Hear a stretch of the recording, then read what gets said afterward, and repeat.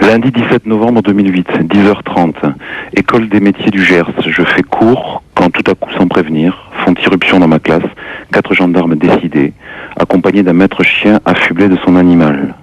Personne ne dit bonjour, personne ne se présente. Sans préambule, le chien est lancé à travers la classe. Les élèves sont extrêmement surpris. Je pose des questions aux intrus, demande comment une telle démarche en ce lieu est possible. On ne me répond pas. J'insiste, on me fait comprendre qu'il vaut mieux que je me taise. Les jeunes sont choqués, l'ambiance est lourde, menaçante. J'ouvre une fenêtre qu'un gendarme, sans rien dire, referme immédiatement, péremptoirement. Le chien court partout, mord le sac d'un jeune à qui l'on demande de sortir. Le chien bave sur les jambes d'un autre terrorisé, sur des casquettes, sur des vêtements. La bête semble détecter un produit suspect dans une poche, et là encore on demande à l'élève de sortir. Je veux intervenir une nouvelle fois, on m'impose le silence. Les sacs sont vidés dans le couloir, on fait ouvrir les portefeuilles. Ces intrusions auront lieu dans plus de 10 classes et dureront plus d'1 heure. Une trentaine d'élèves suspects sont envoyés dans une salle pour compléter la fouille. Certains se retrouvent en caleçon. Parmi les jeunes, il y a des mineurs. Dans une classe de BTS, le chien fait voler un sac. L'élève en ressort son ordinateur qui ne fonctionne plus. On lui dit en riant qu'il peut toujours porter plainte. Ailleurs, on aligne les élèves devant le tableau.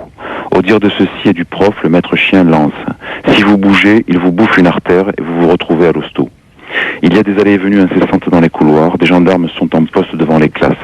J'apprendrai par la suite qu'aucun événement particulier dans l'établissement ne justifiait une telle descente. La stupeur, l'effroi ont gagné les élèves. Ils m'interrogent une fois, la troupe partie. Je ne sais que dire, je reste sans voix. Aucune explication de la direction, pour le moins très complaisante. Je comprends comment des gens ont pu jadis se laisser rafler et conduire à l'abattoir sans réagir. L'effet surprise scie les jambes.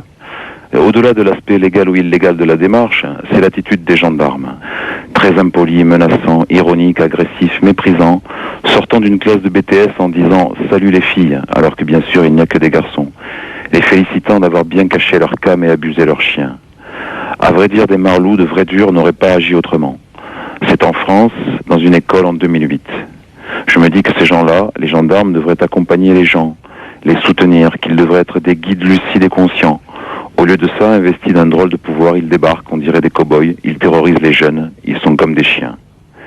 J'aurais voulu que ça se sache, car ça arrive chez nous, dans nos écoles, et c'est franchement inadmissible. Voilà, c'est signé un professeur qui ne manque jamais de faire dans sa classe une prévention qu'il juge intelligente contre la drogue.